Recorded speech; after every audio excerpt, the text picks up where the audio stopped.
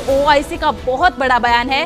वहीं भारतीय विदेश मंत्रालय ने भी इसको दो टूक जवाब में उत्तर दिया है। भारतीय विदेश मंत्रालय की प्रवक्ता अरिंदम बागची ने कहा कि ये बयान गलत सूचना और गलत मंशा पर आधारित है। पैसा भी है उनके पास, तो मुझे नहीं लगता कि ओआईसी के किसी तरह के स्टेटमेंट से भारत की गवर्नमेंट को कोई फर्क पड़ने वाला है। हमारे देश की सुप्रीम कोर्ट ने डिसाइड किया है ओआईसी कौन होता है।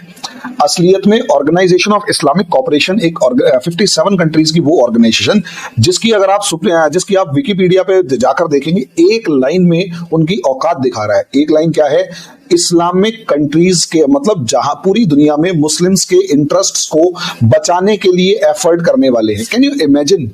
Only for Muslims. इसका दुनिया के दूसरे किसी रिलीजन से किसी तरीके से कोई मतलब नहीं है। सख्त अफसोस है चीमा साहब, मैं आज दुख के साथ कहूंगा, आज ना सिर्फ आप बल्कि सारी इस्लामिक कंट्रीज।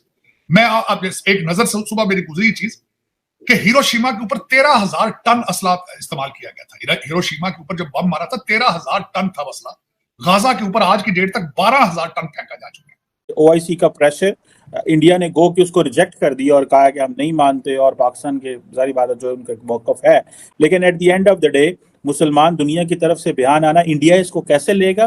पाकिस्तान में, बांग्लादेश में, किसी भी दूसरे कंट्री में माइनॉरिटीज मर रहे हो, इन्हें कोई दिक्कत नहीं है, मरते रहो, बस मुसलमान को कुछ नहीं होना चाहिए। ये इस ऑर्गेनाइजेशन का बायस्ड माइंडसेट है। इनकी बात से मैं एग्री करूंगी कि भाई पहले पाकिस्तान का ख्याल कर लो, पाकिस्तान के मसले हल कर लो, फिर कश्मीर बनेगा पाकिस्तान और फिर लड़ लो। जी बहुत अच्छा मैसेज दिया जी। अपना घर। हेलो फ्रेंड्स, जय हिंद। आप सभी का स्वागत है हमारे चैनल में। तो दोस्तों, अभी तक आपने इंट्रो देख के आपको पता ही लग गया होगा कि ये न्यूज़ में जो है वो पाकिस्तान कैसा रिएक्शन दे रहा है, और पाकिस्तान की पूरी जल फूक चुकी है। पाकिस्तान अगर इंडिया छींक भी मार देगा तो उस पर भी रिएक्ट करना उनका स्टार्ट हो जाएगा, और वो उनके लिए एक आइटम बॉम्ब जैसा बात हो जाएगी। तो इस पर उन्होंने क्या रिएक्शन दिया देखते हैं वीडियो में, और मैं आपको मिलता हूँ वीडियो के एंड में। पाकिस्तान ने प्रेशर डाला होगा तो ओआईसी ने एक स्टेटमेंट दे दिया, और उसकी कोई खास अहमियत नहीं ली जाएगी भारत में, क्योंकि उनके चाहे फॉरेन मिनिस्टर हों चाहे प्राइम मिनिस्टर हों, वो पहले ही हर बात पे काफी सख्ती के साथ बात करते हैं, और उनका ये कहना है कि जो फैसला भी वो करेंगे वो उनका अपना होगा, वो किसी के प्रेशर में आके बात नहीं करेंगे। तो एक रिमार्केबल ये जो आपने अभी बात की है, लेकिन ये पहली दफा नहीं हुआ। उसकी वजह ये है, मैं मिसाल देना चाहूंगा। सारी दुनिया का आप और मैं बैठ के बात कर रहे हैं कि भारतीय diaspora is the strongest diaspora in Washington DC. तो अल्टीमेटली ये अमेरिकन के लिए भी कुछ के लिए कंसर्न होना ये है। बल्कि चाहे उससे पहले रशियन ऑयल की बात हो या किसी कंट्री के साथ बात हो, उन्होंने ना कभी अमेरिका की बात सुनी ना किसी और की। और ये ब्लैकमेल किस नाम पे करते हैं? क्योंकि 57 देश हैं, 57 देशों में ज्यादातर आप अगर उठाकर देखोगे तो ऑयल जो एक्सपोर्ट करने वाले हैं या ट्रेड रूट के ऊपर है। अच्छा, अब सोचिए, ये एक बड़ी इंपॉर्टेंट सिचुएशन है कि इंडिया को पता है, एक तो ये कहा कि आपने यूनिलेटरल एक्शन ले लिया, एक तरफा एक्शन ले लिया। दूसरी बात कही, आपको इसे वापस लेना पड़ेगा और यूनाइटेड नेशंस के रेजोल्यूशन को पास करना पड़ेगा, उसके अकॉर्डिंग काम करना पड़ेगा। Are you okay? पहली बात, तुम्हारी औकात कैसे हुई ये बात कहने की कि हम रिवर्स लें? अबे मेरा डिसीजन है, मेरे देश का डिसीजन है, संसद ने डिसीजन लिया, सुप्रीम कोर्ट ने ठप्पा लगा दिया, तुम होते कौन हो ये कहने वाले? पहली बात। दूसरी बात, हिम्मत देखिए, हमें कह रहे हैं रिवर्स करो और यूनाइटेड नेशंस के रेजोल्यूशन को मानो। अच्छा, यूनाइटेड नेशंस के रेजोल्यूशन के अंदर पाकिस्तान बताना, वो मानेगा क्या कि अपने वाले साइड के अंदर से भी तो पाकिस्तान की आर्मी हटानी है? पहले उसको बोल। वो तो बोलेंगे नहीं, क्योंकि वो तो इस्लामिक कंट्री है और इंडिया नॉन इस्लामिक कंट्री है। दूसरा, यहां पर यह कहा गया कि आपको यूनाइटेड नेशंस का रेजोल्यूशन मानना है। चलो जी, ओके। हमास के मामले में आप टू नेशन कंसेप्ट को इजराइल के साथ कितना मान रहे हैं? टू नेशन थ्योरी को क्या ये मान रहे हैं?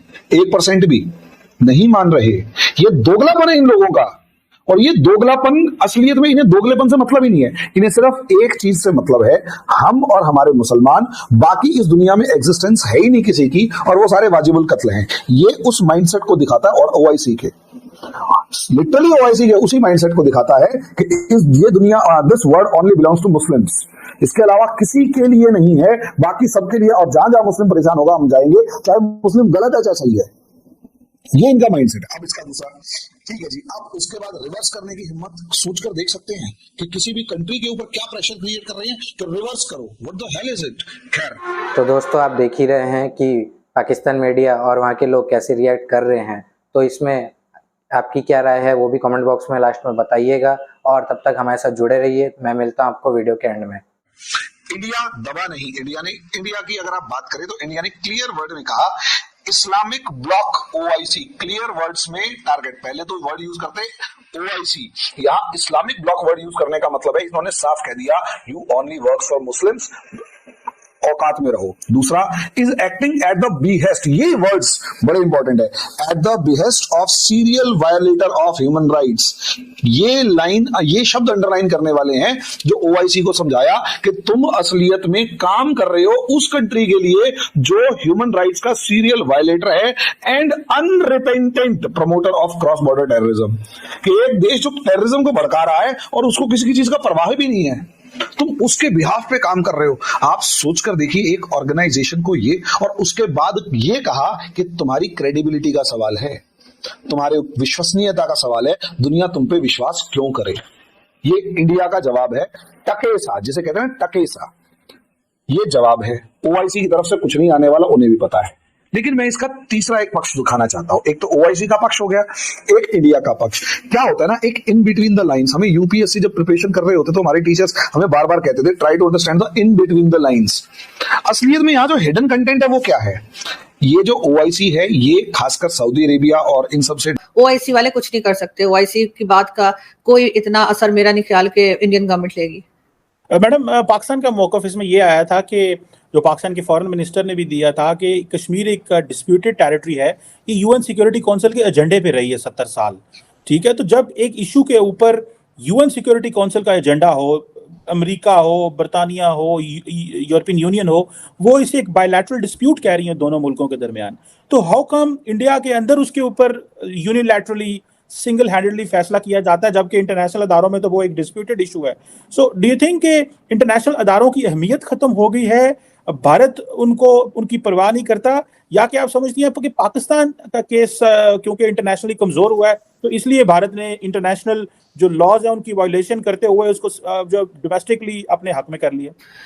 सर, पाकिस्तान का केस भी कमजोर हुआ है। पाकिस्तान की सारी इकोनॉमी जहां चली गई और पाकिस्तान की जो हालत हुई बीच में, तो बिल्कुल ऐसा लग रहा था कि बहुत ज्यादा हालत खराब है। तो वो सब देखते हुए पाकिस्तान की कोई बात सुनता भी नहीं है और कोई सुनना चाहता भी नहीं है। अगर बेशक सही भी कह रहे हो तो लोग उनकी बात को कोई अहमियत नहीं देते। इसीलिए जो है वो मुझे नहीं लगता कि इंडिया को किसी तरीके से भी प्रेशराइज किया जा सकेगा या कर पाएंगे पाकिस्तान की तरफ से कि जी आप जो है वो कश्मीर हमें दे दें, जो हम कहते रहते हैं ना कि जी हमारी शहर अग है। तो इस तरह की कोई बात मुझे तो नहीं लगती, इसलिए कि अगर आपने कोई बात लेके जानी, बहुत बार गए सर यूनाइटेड नेशन में, तो नवाज शरीफ भी जाते रहे हैं, इमरान खान भी जाते रहे हैं, जो प्राइम मिनिस्टर आता है वो वहां जाके कश्मीर कश्मीर करता है, लेकिन होता क्या है, कोई फर्क नहीं पड़ता।